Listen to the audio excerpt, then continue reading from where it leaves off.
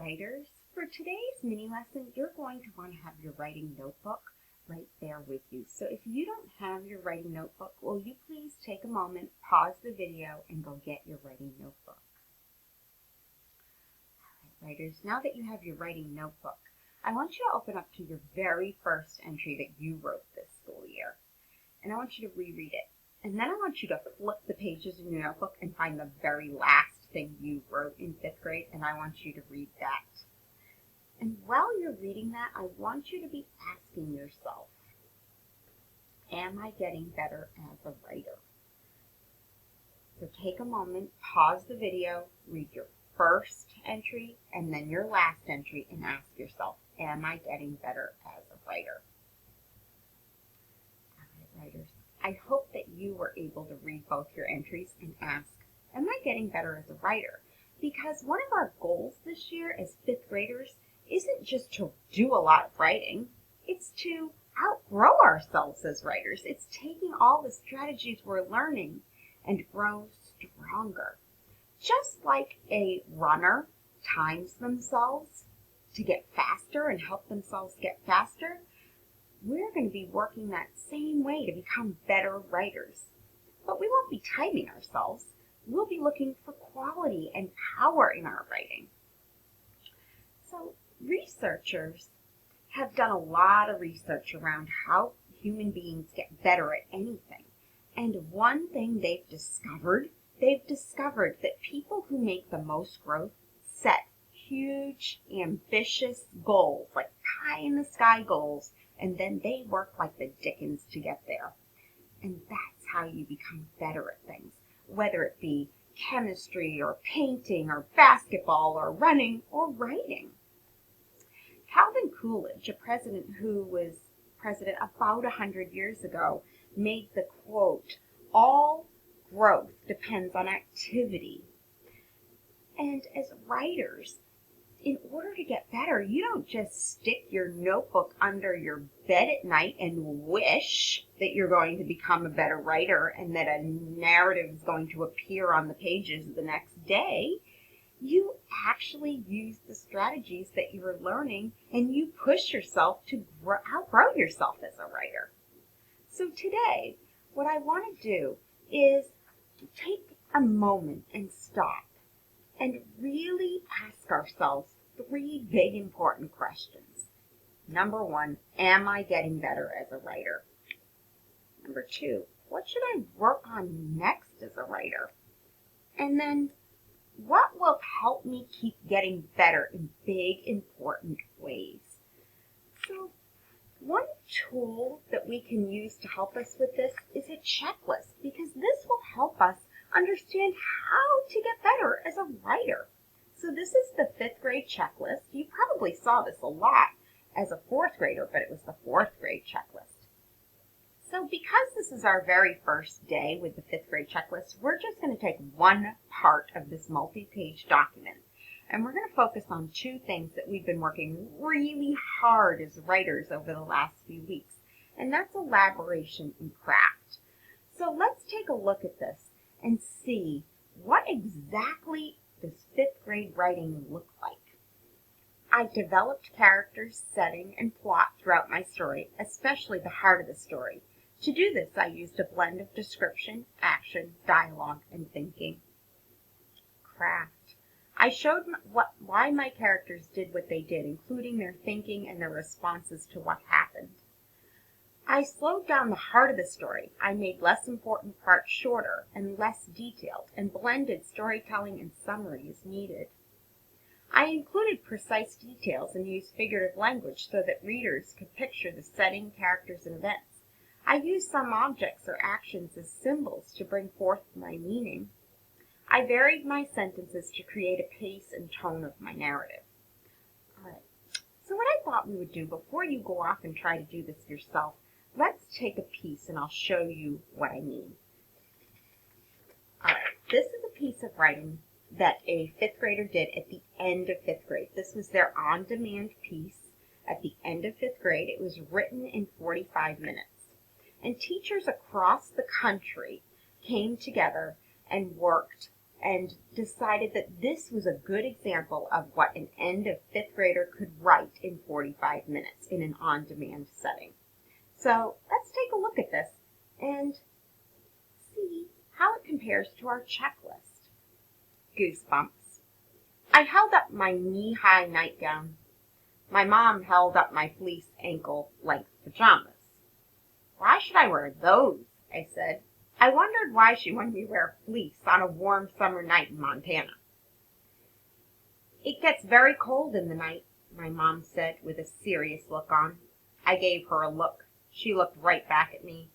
For a moment there was silence. Then she let out a long sigh. I could tell that I had won because she was putting away pajamas. As I slid on my nightgown, I could feel my mom herding me to bed. I stopped and climbed in. I pulled up my light sheets. My mom opened her mouth and said, "Put your wool cover over you." "I'm serious." I gave her a look. She let out a sigh. She hugged me and whispered in my ear, "Good night." I woke up with a tingle. I sat up in bed. I looked at the clock. Only 10 minutes went by. I looked at my arms. They were covered in goosebumps. So were my legs. It felt like it had dropped 30 degrees. I bent down and gathered the wool blanket and pulled it over me with a sigh of relief. As I got comfy, my mind soared. I thought about all the times my mom had been right, like the time I didn't wear rain boots when my mom told me and I got cold. Then the time my mom told me to put sunblock and I didn't and got a really bad sunburn. But out of my thoughts, I wondered why I acted like that. Was I cranky or mad? But before I could think, my eyes got heavy and started to close. Before I knew it, everything was black and gone. Let's take a look at our narrative checklist. And let's look and see, what is this writer doing that matches the checklist? So now you'll have the checklist and your piece of writing, so you can have it side by side, okay? So we want to make it so it's side by side when you're doing this. All right. So now let's look and see, where does this writer do things that are called for on the checklist? All right, let's take a look. All right. Do we call it bit by bit? All right. Well, definitely a bit by bit story. It starts off with a mom here, and they're talking, and then she gets ready for bed and slips in. So it is told bit by bit. Let's see. Let's go back in here. I use a blend of description, action, dialogue, and thinking. Mom's talking here and here.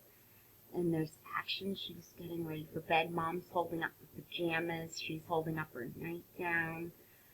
She kind of herds her to bed. She climbs in and pulls the sheets up. Definitely some thoughts, actions, and dialogue here. And then I showed what my characters did, including their thinking and responses to what happened.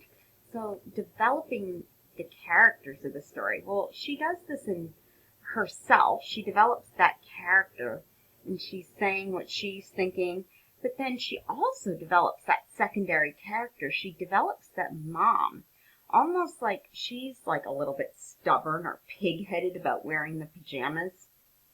And her mom almost understands that she is that way. And if you notice, her mom doesn't argue with her. She just kind of sighs and moves on with life.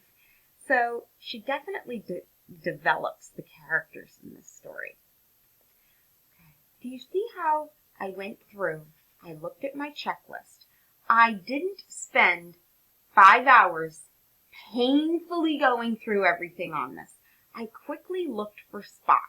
And I marked them with Post-its, but you could also take colored pencils, you could take a pen, and mark up your writing. Where do you notice the things in your writing? Spend a brief couple of minutes. Do not make this a painstaking task. You're looking for some evidence of each of these in your piece. Okay. Then once you have this, then you can start to think about, well, what are some goals that I want to make for myself that to get to be a better writer? This is again an end of fifth grade checklist. What am I going to do? What's my goal? So then at the end, you might choose to make stars around one of them, like put little fireworks around one of them to make goals. Or maybe you completely left out something. Maybe you didn't put any character thinking. Maybe you underline that and put a little star so that that's something that you can try to put into your next piece. Friends, so as you go off today, really go off and say, in what ways do I need to improve? In what ways does my writing measure up? Ask those two questions as you're working. So your job today as you go off, you're going to need your writer's notebook. You're going to need some sort of writing tool, pens, pencils. You can use colored pencils. You can use markers, whatever you have. Your writing checklist. You can either use it digitally. It's in Google Classroom. And you can just pull it up on your computer screen and have your notebook next to your computer. Or if you want, you can always print yourself a copy. I only gave you the one page that's elaboration and craft. There's more to this document that we'll use later in the year. Once you've established where you are as a writer in fifth grade, and you've established a goal for yourself by putting stars around it, then you're going to go off and write one more entry. Because tomorrow you're going to be choosing a seed idea, one of your entries that you would like to grow and make into a more powerful story in the next few weeks. All right, writers, happy writing. Off you go.